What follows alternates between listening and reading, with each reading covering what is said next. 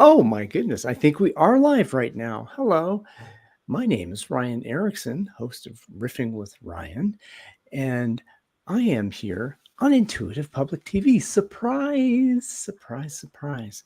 Megan has been so wonderful to allow me to just stampede over the studio this morning and just riff on what I wanted to riff about over on my channel. But since Megan is, we're in some kind of partnership. Ooh, I like that. So the topic that I wanted to bring into the space is evolution.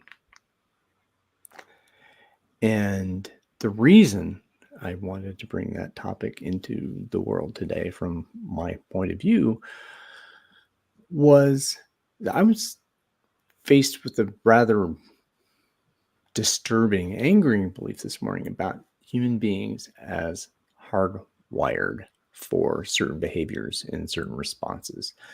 I think it was in the concept of people always want to climb ladders. We're wired for that. We, big old fat global we, species-wide we, and that's just the way it is. Human beings are hardwired this way. And I call bull hockey on that, bollocks to that.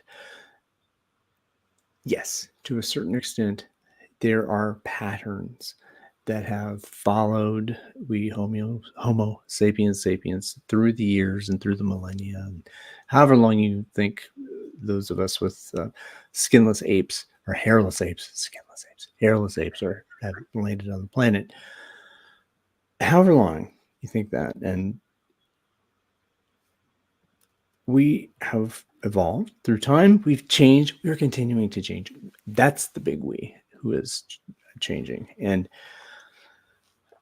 I think it's cutting human nature short to continue to commit to a belief that domination over others and pursuit of power and pursuit of luxury and fruits of our labor to all ends without restraint is not generative healthy for humans or the planet. And that's not a mutually exclusive relationship between survival and success in market economies as they have evolved through social structures through the thousands of years. And in the context of that social success and monetary success and luxury success and all that successes, the creature comforts that have bounded upon us, that it is possible. It is a need, compulsion of human beings to expand beyond that, to actually evolve, to be a step forward in that evolution now, not to look at our evolutionary process as something that is so slow and going to continue to climb and climb and climb because that's the way we've always done it. We don't have to do it the way it, living, surviving, seeking, thriving, has always been done. I want more than that. I hope that you want more than that too. That you want to make art, not just slam rocks and jam electricity into them together. That we deserve to love one another, love the people we serve, and bask in that joy together. So with that, I will drop the virtual stone and stick here and take myself off of the solo mode and say good morning, Megan. I am really moved and amazed at how this happened this morning. So I went kind of peeking around to see what the results of us doing this were. My text that I entered about, I'm going to look away from the screen a lot because my eyes are having trouble focusing. I entered some text, Ryan, that I think you will not have seen, but perhaps I'll read it actually. The text that I wrote was about shared strategy. And I didn't know that Ryan would be here in the studio when I popped in to decide what I'm just going to see. I wasn't going to live stream. I was like, I need to rest more. I have a serious re-injury. But if I feel very compelled, there's this different energy happening. I'm like, all right, well, how can I do this? How can I do this in a good way? Like, how could this actually really work? And I will just not do any of the things that would be too hard for me. And I will just find out what will happen. And I arrive here and I've written my text in and I'll read it in a moment. And then Ryan's here and he's waving at me. And I'm like, my brain is scrambled. Am I hallucinating? I'm here. I'm here. Here's the text that I published. So we ended up publishing, we ended up live streaming with this text, except Ryan, I think it's different text on your YouTube channel than the one I wrote, but this is appearing with my text on Intuitive Public TV platforms and the other platforms that we've been sending it to. This is so wild and interesting. So I'll read this and then I'll say a little more about my response to what you introduced us with. Shared strategy, live in real time, actually, smiley face. Intuitive Public TV, live real-time simultistream, once more, bravely broadcasting. Megan writes, today I'm considering some shared strategy in real time. I am continuing to recover from a really gnarly rehab re-injury, but I feel compelled to do this and be here to learn from it, to find out what happens when I lean in. Will I be able to see comments? Sometimes, maybe. Will I be able to use social media to help people catch the live stream? Will I be able to broadcast on time? Possibly unlikely. We started at 10. How ridiculous. But I can fire it up when I fire it up and discover who spontaneously joins me. There's a limited efficacy to pre-recorded live streaming, considering how much it is real-time interactions that fuel my function. And I personally don't like being so confused about whether the person is actually there or not when I see live notifications. Interesting, tricky. Well, I'm here right now today for as long as I'm here right now today. Let's see how it feels to do it this way. That's what I wrote. And then Ryan here and said all of that. That's what Ryan felt moved to say this morning, looking at the live stream. And I mean, we are talking about evolution, but how does evolution occur? How do living beings become? Not by being forced into rigid structures of limitation, although actually that can result in evolution because the crunching, right? And then the life energy goes, the Jurassic Park thing, right? Yeah. Life finds a way. Do this. And that's what we're talking about in the intuitive network all the time. We're talking about how there are these superpowers that emerge when people have experienced terrible experiences. But I mean, everyone everywhere, regardless of what intersections they're navigating, we're all experiencing the chafing of those rigidities. We do it. It's not right. We're more than that. Living beings are more than that. And how do we be who we be? We can't just try to make ourselves do the thing we got to make ourselves do all the time. We got to discover together. And what is this? This is sacred, what happened this morning. That's amazing. And one thing that came up and you were expressing about the just the stress of having to juggle all of these. How many streams do I see up here? Like 6 or 7 simultaneous streams, and then, got to manage the comments, got to put them up on the stream, got to watch, got to make thinking, and I've got to be talking at the same time. You are not alone. You're not alone. And I think that's also the evolutionary thing. So there's talk about that humans are social beings, and yes, that's right. And being individualistic, and we got to dog eat dog, all that stuff and that. But what has happened, I believe, with the evolution of the species is, yes, we have this desire to be together, and we're interacting. We're not just interacting, we're interbeing. I'd heard that before. It's like interbeing. It's so beautiful. And I think I also, when I first heard that, is interbecoming. So that is interbecoming. And what is becoming? Because it's just you and me and each of us kind of flowing our life energy and spirit into those of wonderful, magical spirit beings out there. And what is being created and being witnessed is that third piece, that evolution. That's the relationship between you and me that is being witnessed, and that para relationship with all those who are with us now. And that, I think, this with each other, for each other, that there's more power with us being created by the relationship with us here, and with the relationship with people who are thinking about what is happening here and being inspired. This is spirit. This is what I call spirit, and what my mentor, who has passed on, who I never met, but this Harrison Owen, the discoverer of open space. Spirit was the first book he wrote. It's the spirit of me, the spirit of you, the spirit of us, in this interbecoming.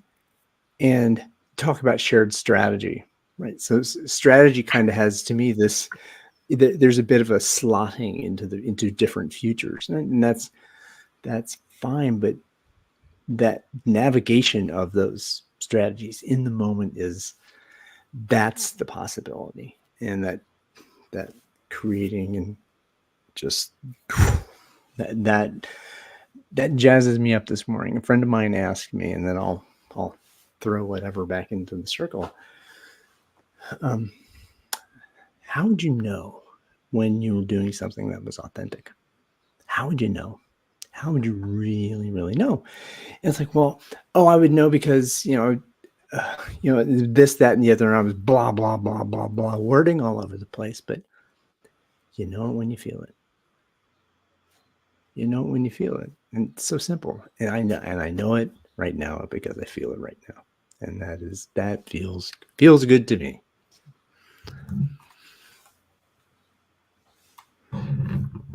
Today is the first day of 13 days in the Mayan Zolkin, one of the Mayan calendars. So daykeepers have called it a lot of different things that we've learned, and I am not an expert, but we've been following Mayan calendars for a while because it has really been reparative for our brains, for functions in the intuitive network. And so it's something that we follow pretty closely. A lot of our groups follow it pretty closely. And there's a Nahual that is lizard or creativity, or kind of a, Mark Elmy says, like a net, like the sorting and gathering of what is caught, or what is identified, or what is coming together. Community has been invoked. The Cherokee reference is dragon. And so these are all of these references for the 13 days that begin today. Today is one lizard or one dragon, a lot of us say in the network. I'm noticing, like, there's this flow of energy where we're coming off of the Scorpio full moon that was really intense for many of us. And like, where is that energy going? And if something really challenging happens, what is it still becoming? It's not just this bad thing happened and my life is over.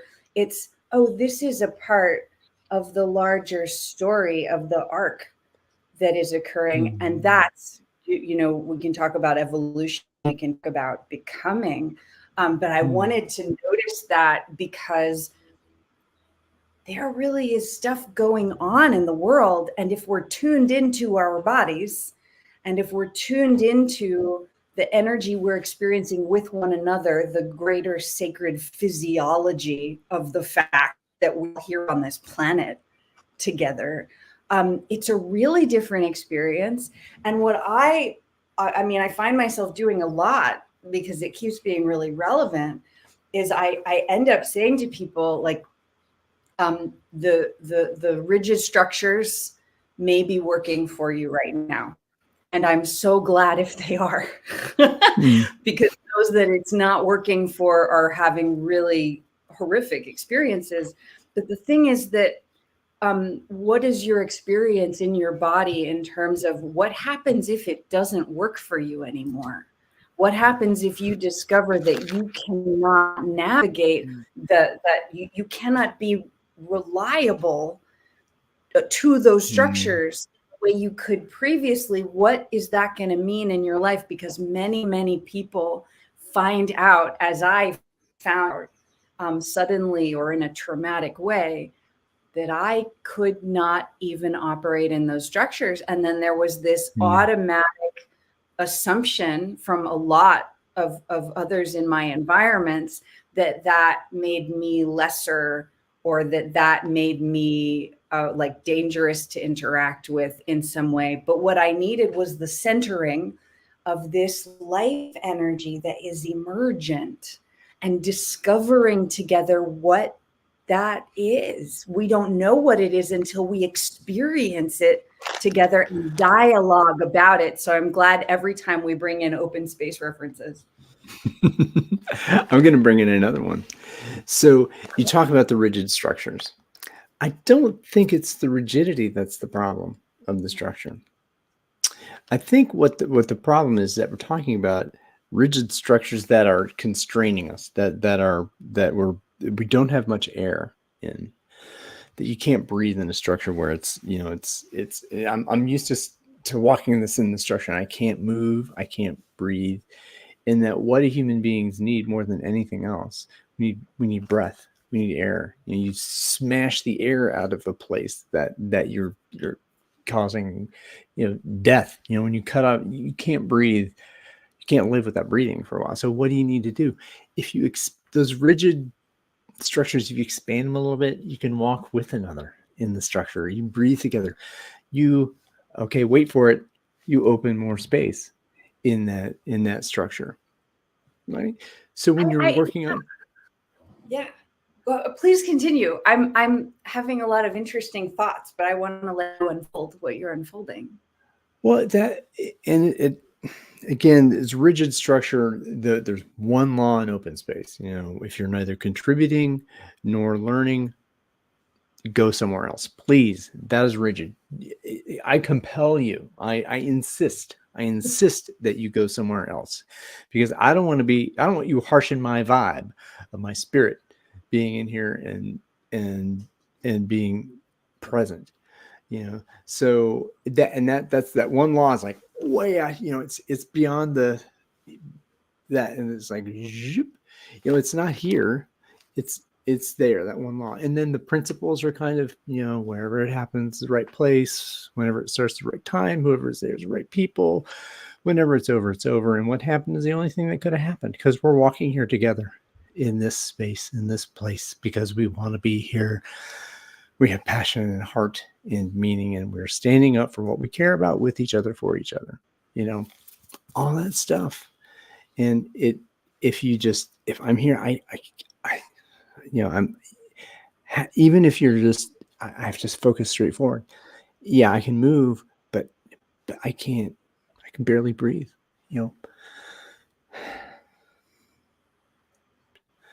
just breathe, man.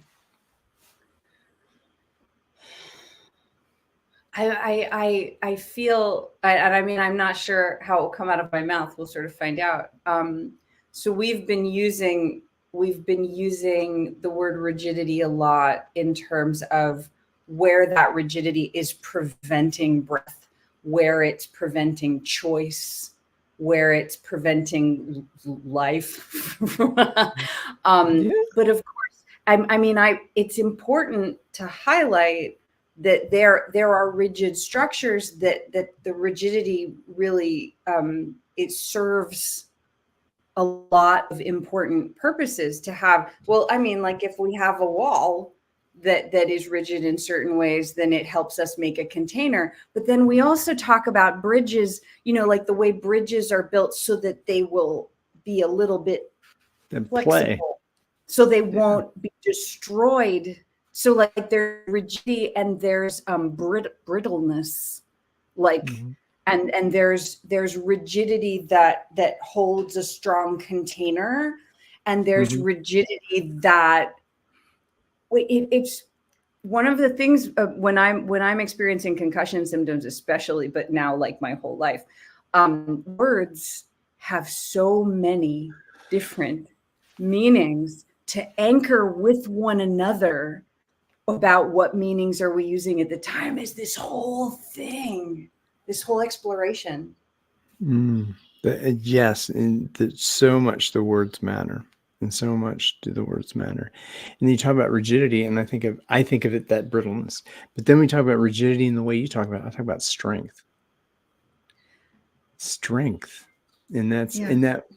So if you go through a traumatic event, and that these events that you've been, the concussions and all those things, those are, and you're vulnerable. They happen. They weaken you. And what allows you to heal? And when you heal, you're not gaining rigidity, you're gaining strength. And I think that's, and that you're moving from this, what if you believe this structure around you is brittle and I can't do anything, but there's there's a softness to the strength. There's so many words that you can expand on when you're talking about one concept. It's the beauty and the bane of language is that there's so many colors and sounds to one word, and hopefully we add words that strengthen the meaning. Well, we discover new meanings of new words and new phrases together in all of these different ways. We need all of the different elements that come in, and it's so valuable to anchor our languaging with one another. And we've also many of us have lived our lives entirely in environments that were holding language in place, and maybe creating consequences for expanding beyond that language, like creativity and dreaming and imagination are silly. Like, don't do that. Not serious. Don't play. So it prevents the evolution of languaging and of experiencing in certain ways, but also how do we value structures together? Structures are valuable. A tree has rigidity, but also flowing of nutrients, and also evolving forms from the, and trees are also like neurology, which is something that makes me really happy. Well, and what is a tree that a girder of steel and concrete around us is not? A tree is alive. A tree has life. It's carbon, hydrogen, and mystery and spirit.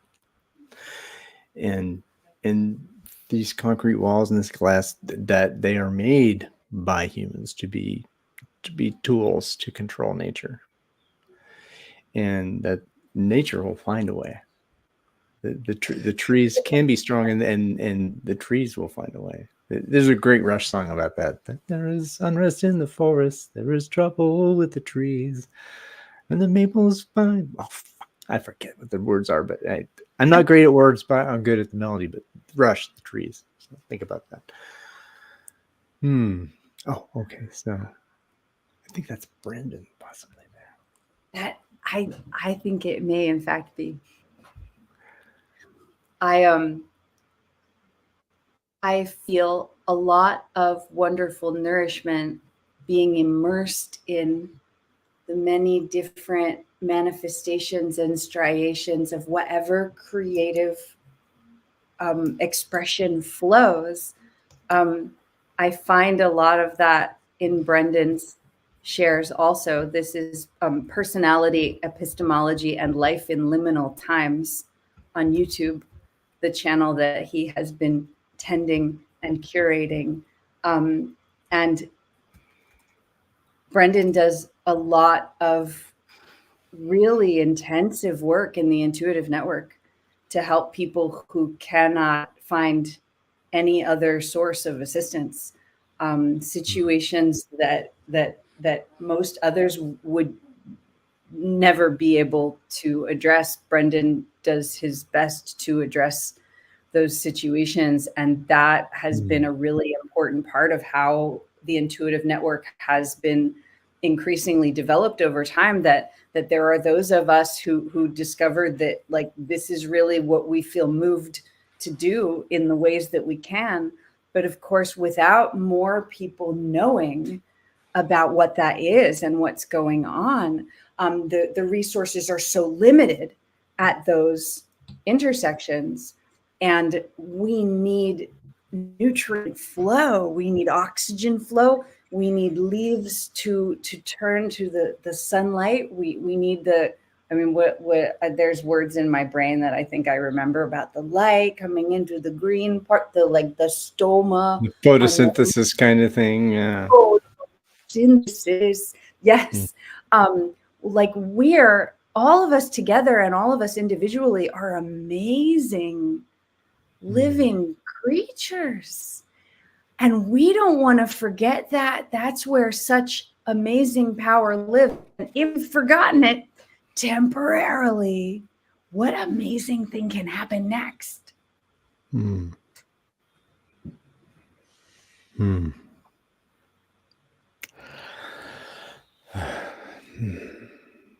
Take a nice big breath on that. Oof. And parting at such sweet sorrow, I'm feeling called to tend to the spiritual beings here with me in my familial setting. I wasn't intending to be here, and yet whatever has happened is the only thing that could have happened. And so, sadly, when it's over for me. I shall see you in the back channel, where that back channel is, and thank you for the precious gift of you. Thank you, Ryan, for this spontaneous occurrence. Wow. See you soon.